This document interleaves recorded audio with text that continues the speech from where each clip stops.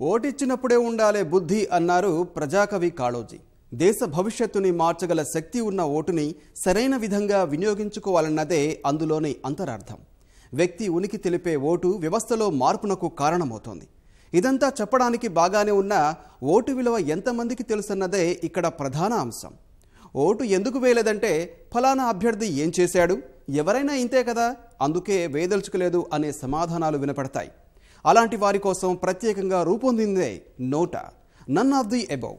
ఎన్నికల్లో నిలబడ్డ ఏ అభ్యర్థికి నచ్చపోతే నిర్మోహమాటంగా నోటా మీద నొక్కేయచ్చు. ఎన్నికల్లో పోటీ చేస్తున్న అభ్యర్థులు ఓటర్లను ప్రసన్నం చేసుకునేందుకు నానా పాట్లు పడతారు. ఎన్నో హామీలు గుప్పిస్తారు. వారి పనితీరు నచ్చిన వారు ఓటు వేస్తారు. మరి నచ్చని వారి పరిస్థితేంటి? మేమెవరికి ఓటు వేయము అని ఇంటి పట్టునే కూర్చుంటారు. ఇలాంటి వారి కోసమే ఎన్నికల సంఘం 2014లో తొలిసారి నోటా అనే ప్రత్యామ్నాయం తీసుకొచ్చింది. ఆ ఎన్నికల్లో దేశవ్యాప్తంగా 1.1% అంటే 60 లక్షల ఓట్లు నోటాగా తేలాయి. ఆ తర్వాత జరిగిన అన్ని ఎన్నికల్లో నోటా ప్రాధాన్యత పెరుగుతూ వచ్చింది.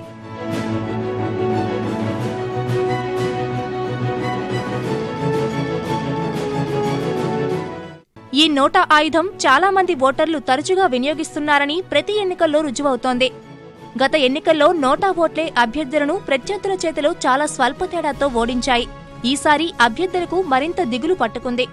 ఇందుకు కారణం ఎన్నికల సంఘం ఈవీఎం యంత్రాల్లో నోటాకే ప్రత్యేక గుర్తు కేటాయించటం. 2014 సార్వత్రిక ఎన్నికల సరళి పరిశీలిస్తే తెలంగాణలోని 119 నియోజకవర్గాల్లో నోటాకు పడిన ఓట్ల సంఖ్య 1,52,160. ఇందులో 1,51,731 ఓట్లు ఈవీఎం ద్వారా, మరో 439 తపాలా ఓట్ల రూపంలో వచ్చాయి. అత్యధికంగా స్టేషన్ గన్పూర్ నియోజకవర్గంలో 3,224 మంది నోటాకు ప్రాధాన్యం ఇచ్చారు. 11 అసెంబ్లీ స్థానాల్లో 2,000కు పైగా ఓట్లు నోటాకే వచ్చాయంటే ఓటర్లు ఏ స్థాయిలో ఈ ప్రత్యామ్నాయాన్ని వినియోగించుకున్నారో అర్థం చేసుకోవచ్చు. 1000 నుంచి 2,000 మధ్య నోటాకు ఓట్లు పడిన నియోజకవర్గాలు 67 ఉన్నాయి. 41 నియోజకవర్గాల్లో 1000 లోపు ఓట్లు నోటాకు పడ్డాయి. అతి తక్కువగా నల్గొండ నియోజకవర్గంలో 493 మంది నోటాకు ఓటేశారు. నోటా కథేమిటన్నది చూస్తే 2009లో ఎన్నికల సంఘం నోటాను ప్రతిపాదించగా కేంద్ర ప్రభుత్వం అందుకు అంగీకరించలేదు. ఈసీకి మద్దతుగా the people's union for civil liberties అనే స్వచ్ఛంద సంస్థ సుప్రీంకోర్టులో ప్రజా ప్రయోజన వ్యాజ్యం దాఖలు చేసింది. విచారణ చేపట్టిన సుప్రీం అభ్యర్థులెవరూ నచ్చని పక్షంలో ఆ విషయం వెల్లడించే అవకాశం కల్పించాలని సెప్టెంబర్ 27, 2013న చారిత్రక తీర్పునిచ్చింది. అక్షరాస్యులకు ఎలాంటి సమస్య లేకపోయినా నిరక్షరాస్యులకు ఇది ఇబ్బందికరమని ఓ రచయిత వేసిన మరో పిల్తో నోటాకు క్రాస్ గుర్తు వచ్చింది. అలా 2015 సెప్టెంబర్ నుంచి క్రాస్ గుర్తు ఖరారు చేశారు.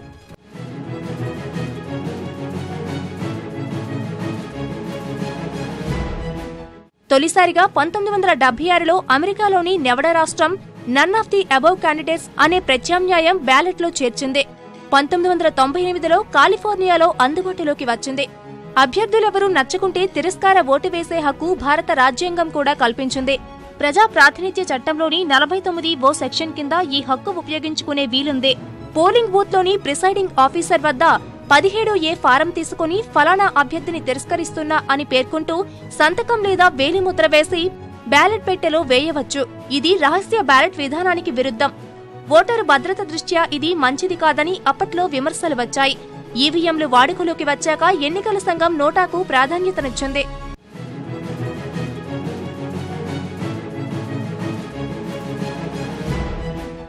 వాస్తవానికి నోటాకు పోలయ్యే ఓట్లు లెక్కించినా వాటిని చెల్లని ఓట్ల కిందే పరిగణిస్తారు.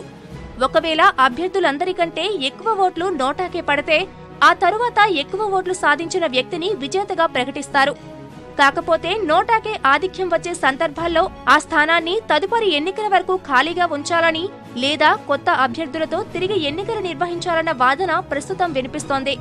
అంతేకాదు నోటా కారణంగా ఓటమి పాలైన అభ్యర్థులు మరెక్కడా ఎన్నికల్లో పాల్గొనకుండా నిషేధం విధించాలన్న అభిప్రాయాలు వ్యక్తమవుతున్నాయి.